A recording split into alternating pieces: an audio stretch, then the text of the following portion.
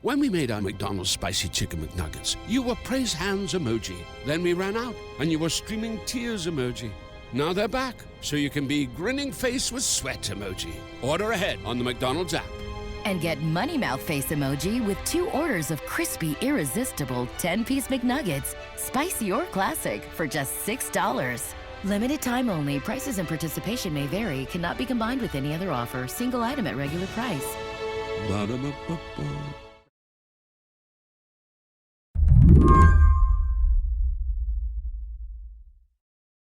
Dave, can you tell me what the general feeling is inside, say, the Biden campaign about third-party presidential candidates? On a scale from, complete terror to total chill, where are we? They're not at the terror point yet, just because there's so much time until the election. Dave Weigel is a reporter over at Semafor, and how politics works is his whole thing. But they're active. They have an opposition research operation going on for third-party candidates. That's a signal of how worried they are, and that's pretty new for this cycle. I've not seen this level of work on that front this early in a campaign before.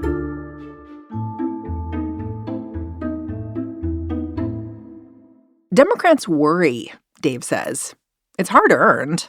Lots of Dems wonder whether Al Gore may have won the White House if Ralph Nader had stayed home in 2000. Some think Jill Stein spoiled Hillary Clinton's chances. So you can understand a certain suspicion heading into 2024. The mainstream candidates are both trying to fend off runs from academic and advocate Cornel West, Jill Stein again, and then there's anti-vaccine champion RFK Jr., who is running as a political Nepo baby. At the same time, the No Labels Party seemed to falter in its quest for the White House. After pushing to get on the ballot in more than a dozen states, last week the group suddenly announced it had no one willing to run. Dave says there's a reason for that. For about a year, different groups affiliated with the Democratic Party worked together to stamp this threat out. And it worked. No Labels in January was so frustrated by this that they asked the Department of Justice to investigate election interference by this coalition of progressive groups. I should add, they were saying this is unfair, this is election interference, this is a affront to civil rights. They went ahead and they really did snuff out No Labels at that level. Is No Labels kind of like the head on the pike for the Democrats? Like, we will do this to you. It's an example of how effective they can be. They are confronting head on that most of the electorate thinks Joe Biden is too old, and they need to do something to smother and destroy these groups before they can be competitive on the ballot. Today on the show, the Biden campaign versus the third-party threat. Who will win? I'm Mary Harris. You're listening to What Next? Stick around.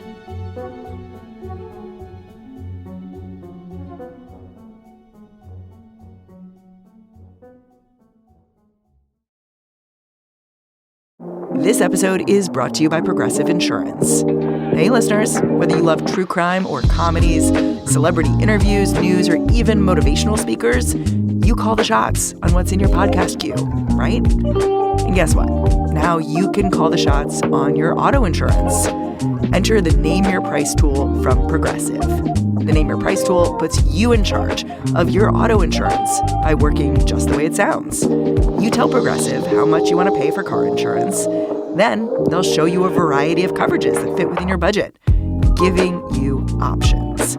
It's easy to start a quote. You'll be able to choose the best option for you. It's fast. Now that's something you'll want to press play on. It's easy to start a quote, and you'll be able to choose the best option for you. It is just one of many ways you can save with Progressive Insurance. Quote today at Progressive.com to try the Name Your Price tool for yourself and join the over 28 million drivers who trust Progressive. Progressive Casualty Insurance Company and Affiliates. Pricing coverage match limited by state law. This podcast is brought to you by Progressive Insurance. Whether you're driving, cooking, or doing laundry, Progressive knows the podcasts you listen to go best when they're bundled with another activity, much like how their Progressive home and auto policies go best when they're bundled. Having these two policies together makes taking care of your insurance easier and could help you save too. Customers who save by switching their home and car insurance to Progressive save nearly $800 on average. That's a whole lot of savings and protection for your favorite podcast listening activities, like going on a road trip, cooking dinner, and even hitting the gym. Yep, your home and your car are even easier to protect when you bundle your insurance together. Find your perfect combo. Get a home and car insurance quote at Progressive.com today. Progressive Casualty Insurance Company and Affiliates. National average 12-month savings of $793 by new customers surveyed who saved with Progressive between June 2021 and May 2022. Potential savings will vary.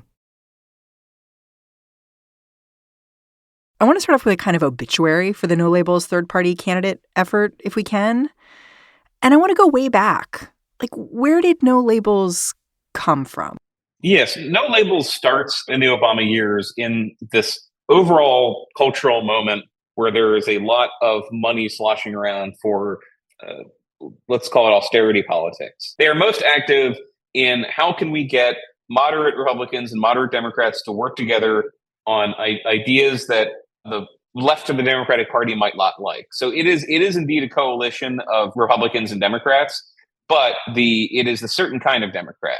In 2014, they're endorsing some Republicans running for Senate on the hope that there'll be a Republican Senate, and therefore there'll be gridlock, and therefore there'll be more opportunities to force the two parties to work together. They're not conservative in the sense that they want to blow up the status quo, shrink the government, shrink the administrative state. They're conservative in the sense that they want fewer big new progressive programs and huge change to the tax system. It's funny because No Labels has described itself as a grassroots movement, but it sounds more like, in your description, it's a very Washington movement based in political circles. So it's about people who are already in power trying to slow down a race to change how things work. Yes, that's a good way to put it. This is very common in Washington for a group to launch with a grassroots branding, but to be very, very top down. And I won't get into all of them, but this is pretty common in DC that this happens.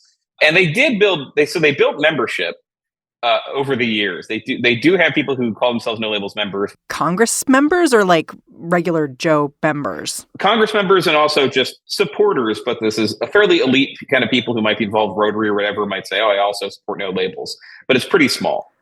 No Labels is probably best known for creating the Problem Solvers Caucus.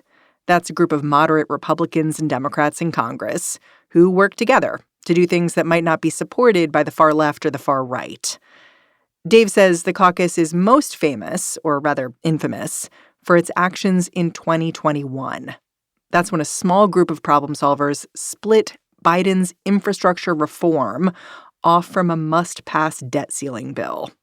That meant that Build Back Better did not get passed for months. And when it did, it was way slimmed down. And that's the point really where across the Democratic Party, this goes from a group that is annoying to them and works to elect Republicans to one that is really eating their seed corn and trying to disrupt their agenda. Was it always a given that No Labels was going to enter this presidential election, 2024? It wasn't. There was a lot of suspicion about what the long-term plans of this group might be, again, from Democrats. Because they're not a political party, right? They're like a coalition. They're not. This actually became an issue in the ballot drive campaign. They have relevance in Congress. Obviously, they have more relevance in Congress than ever before in this Build Back Better period.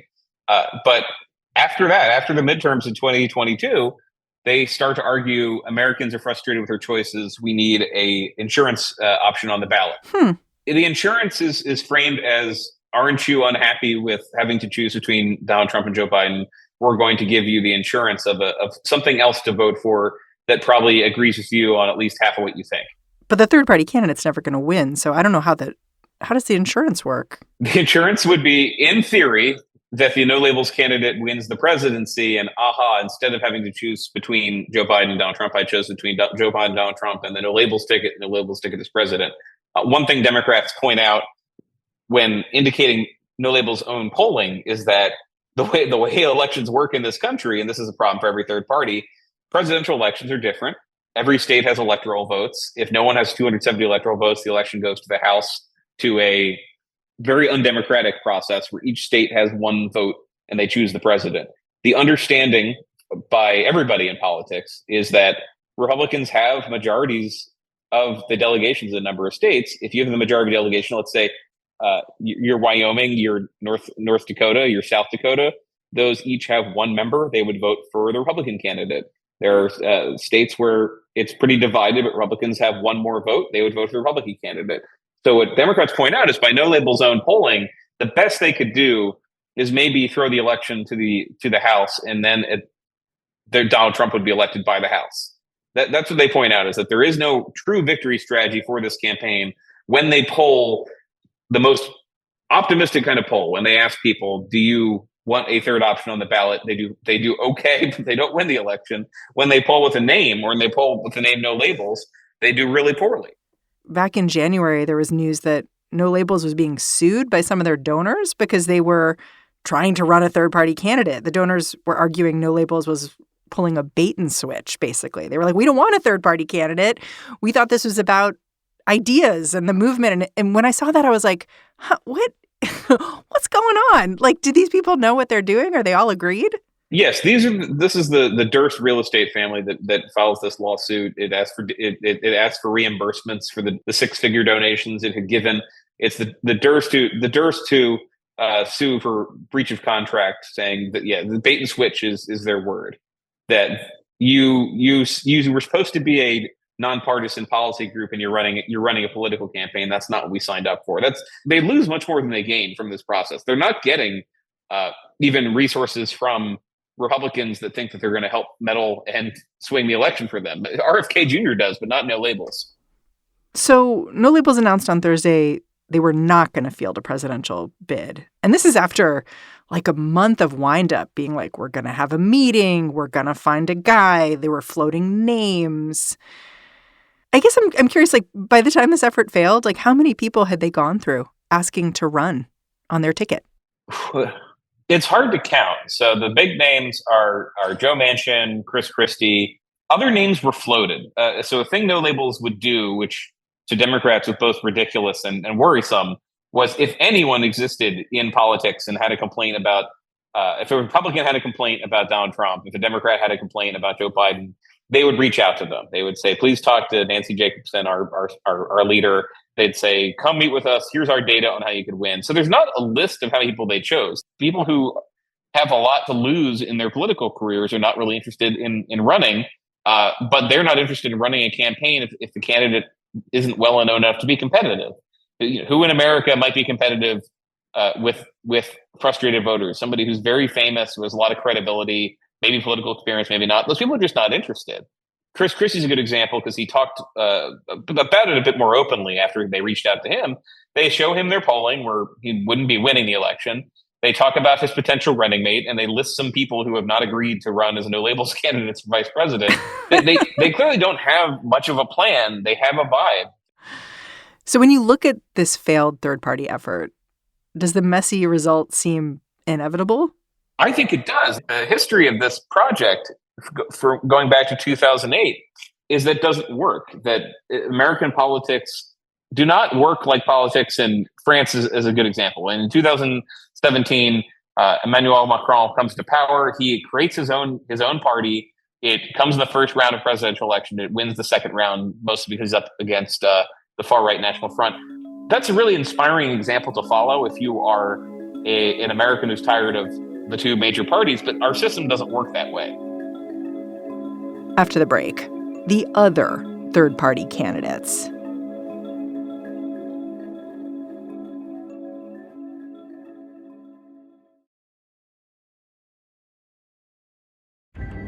This episode is brought to you by Wondery. With the launch of ChatGPT, Sam Altman and OpenAI reinvigorated our imaginations and fears of a world with artificial intelligence. While the company looked like a stunning success from the outside, a battle was brewing within on what the future of AI should be. Almost a year after launching ChatGPT, that battle erupted into a war when the company fired its charismatic CEO, Sam Altman. From Wondery, Business Wars is a podcast about the biggest corporate rivalries of all time. In the newest season, host David Brown digs into the philosophical differences within OpenAI that culminated in Sam Altman's shocking firing, the chaos that followed, and what it means for the future of safety of AI in the modern world. Follow Business Wars on the Wondery app or wherever you get your podcasts. You can listen early and ad-free right now by joining Wondery Plus. And for more deep dive and daily business content, listen on Wondery, the destination for business podcasts. With shows like How I Built This, The Business Wars, The Best One Yet, Business Movers, and many more. Wondery means business. This podcast is brought to you by Progressive Insurance. Most of you listening right now are probably multitasking. Yep, while you're listening, you're probably also driving, cleaning, exercising, or maybe even grocery shopping. But if you're not some kind of moving vehicle, there's something else you can be doing right now. Getting an auto quote from Progressive Insurance. It's easy, and you could save money by doing it right from your phone. Drivers who save by switching to Progressive save nearly $750 on average, and auto customers qualify for an average of 7 discounts. Discounts for having multiple vehicles on your policy, being a homeowner, and more.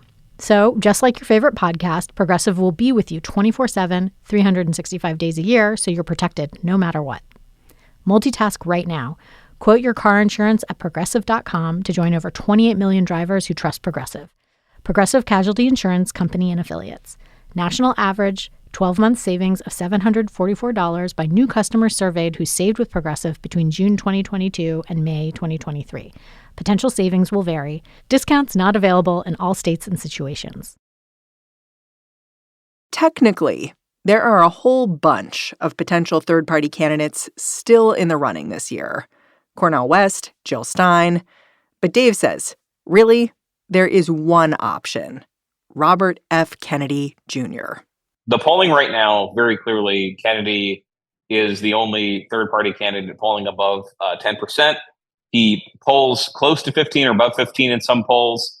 In every state I've seen where he's an option, his support is larger than the gap between Trump and Biden. Yeah, 10% plus seems pretty solid. Well, solid is an interesting way to put it, because the Democratic theory here is that as he gets better known, that is going to fall off, because it always does. And you had a good example of this last week, first week of April. He has riffed on a lot of topics without really coming up with a clear position. What Democrats did last week was highlight that, hey, when asked about January 6th, he sounds a lot like Donald Trump. You can rebuild a Capitol.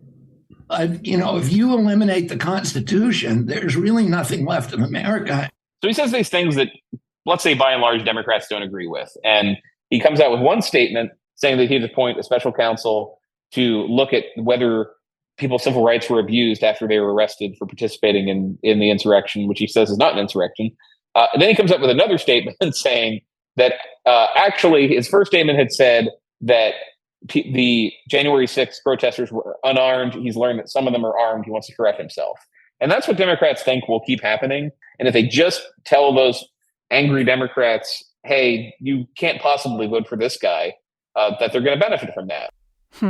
I mean, you've been to events with these third-party candidates, including RFK Jr. What are the people who turn up there looking for out of a candidate? Well, people who are considering West and Stein, this includes a lot of people whose defining issue is Gaza, and they have ruled out voting for Joe Biden. They will not vote for Donald Trump. They want somebody on that topic. The Kennedy voter is a little different. It really is a mix of people, and the polling captures it pretty well, that there are Democrats and Republicans. Generally, it is people who agree with him that the government is controlled by something, by corporations, by elites, by the government, for whatever reason, is not going to fix the problems with America, which include just basics like the high obesity rates, the inflation, the high price of homes. Kennedy has not really run a here are my liberal positions, here are my conservative positions campaign. He's taken this mix of positions that are basically politics are exhausting, and there's a lot of work being done to get you to trust these bought and paid for experts who've taken over things. I will break past that. Unlike No Labels, which was on the ballot in more than a dozen states, last time I checked, RFK was only on the ballot in one state, Utah. So how does his candidacy actually become a true threat to anyone else? Well, there's a lot of time for him to get on the ballot in other states. How it would work, let's say, what's the Democratic would be? Kennedy is on the ballot in the key Midwest swing states, Wisconsin, Pennsylvania, and Michigan. He's on in Arizona. He's on in Georgia. Maybe North Carolina was one of the earlier cutoff dates where he wants to get on the ballot. And he gets more votes than the difference between Trump and Biden. That could be a fraction of what he's polling at now. That could be he gets 4% of the vote. Because the margins are so tight. Yes, the margin would be tight. And this is something that people fight about for generations. There are still arguments people have over whether third-party candidates helped or hurt Bill Clinton in 1992, whether Nader voters were that important in 2000. This is a very tedious, as somebody's lived through some of these, argument to have. Hey, and Joel Stein even says this, that most people who vote for the Green Party wouldn't have voted for the Democrat anyway. That's belied by what's happened in a few elections. The Green Party support has surged when people don't like the Democratic choice, has collapsed when people do. And so that is the Kennedy threat as Democrats see it, just a critical mass of frustrated voters deciding to go for Kennedy when they might have gone for Joe Biden in one state. That could be enough. If his support collapsed and he got 5% in Wisconsin and Trump won Wisconsin by 1 point, Democrats would say we could have prevented that if Kennedy wasn't on the ballot. Is Trump essentially relishing an RFK candidacy at this point? They have not fretted that much, apart from putting out statements saying he's actually a liberal. In what's now a 20-year-old marriage between Fox News and the Republican Party, Fox News is more illustrative than the Trump campaign. When Kennedy was running against Joe Biden as a Democrat, Fox covered him very, very frequently. They've covered him less as an independent, which a lot of us think reflects, a lot of us press, reflects that they think that if you cover the views he talks about the most, those are aligned more with Republican voters. I think generally, I have the feeling, and when I see the third-party candidates being written about, I feel like they're always written about as a threat to Democrats and not Republicans. Yeah. Can you explain why? Well, just in this election, the Trump vote is more coherent than the Biden vote. This is a little bit more like 2016, where both candidates were unpopular. Unlike 2020, when Biden was more popular personally than Donald Trump was, both candidates are unpopular. In swing states, both of them have favorable ratings, well under 50%. And the voters they worry about are called by Third Way and other groups double haters, people who say they hate both of their choices. And so in an election where it looks like maybe 20% of the electorate is going to fit into that camp, they need most of them to vote for Joe Biden. Failing that, a bunch of them to vote for RFK Jr. instead of Donald Trump. Yeah. I mean, you've said that what happened with No Labels is kind of a template for how Democrats are thinking about dealing with third-party candidates moving forward. So what's their move now? Is this just a state-by-state battle? On the ballot, it's a state-by-state battle. I'd say in the public discourse, it is national. There have been multiple New York Times stories about members of the Kennedy family who don't support RFK Jr. This is something Democrats have found in their focus groups, that when people hear that this Kennedy is not supported by most Kennedys, Democratic voters don't like him. Nationally, they're trying to get the word out there when Kennedy says something that liberals might hate. When it comes to state by state and ballot access, Kennedy's having a fight right now with Nevada, because Nevada has a Democratic Secretary of State. They're technically nonpartisan officials who handle the election work there. But Kennedy submitted his qualification petitions for the Nevada ballot before he had a running mate. And the state did not count them because you need to have a running mate to get on the Nevada ballot. The Kennedy campaign's argument has been Democrats are purposely sabotaging this campaign, and they gave us the wrong advice. And the final part of this back and forth is Democrats and Nevada officials saying, it's really up to you to read the paperwork. The mystery here is, did somebody in their office tell them? But the overall, how do we muddy this guy up strategy is not Democrats placing stories in Nevada news. It is national news. It is the national coverage of Kennedy. How can we make sure that he is covered as a secret right winger? That's their mission. What does victory look like if you're a Democratic strategist who's trying to neutralize a third party threat? Is it candidates just not getting on the ballot at all? If we get to the end of the ballot qualification process, which takes a long time, and Kennedy is not on enough state ballots to win the presidency, that would be, I think, a win for Democrats. If it's, hey, you can't even vote for this guy to win the election, so why bother?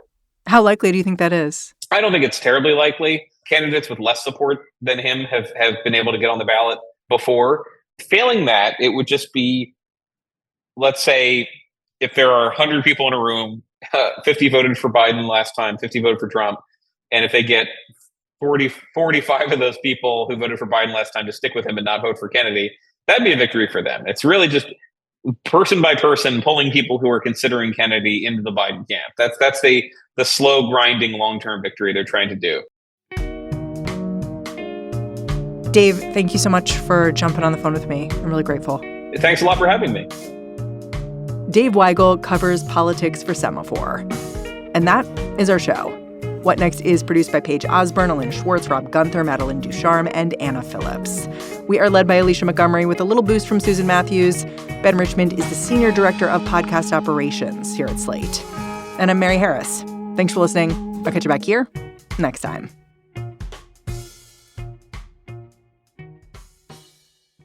When we made our McDonald's Spicy Chicken McNuggets, you were praise hands emoji. Then we ran out, and you were streaming tears emoji. Now they're back, so you can be grinning face with sweat emoji. Order ahead on the McDonald's app. And get money mouth face emoji with 2 orders of crispy, irresistible 10-piece McNuggets, spicy or classic, for just $6. Limited time only. Prices and participation may vary. Cannot be combined with any other offer. Single item at regular price. Ba-da-ba-ba-ba. I'm Dahlia Lithwick, and I'm host of Amicus, Slate's podcast about the law and the U.S. Supreme Court. We are shifting into high gear, coming at you weekly with the context you need to understand the rapidly changing legal landscape. The many trials of Donald J. Trump, judicial ethics, arguments and opinions at SCOTUS. We are tackling the big legal news with clarity and insight every single week. New Amicus episodes every Saturday, wherever you listen.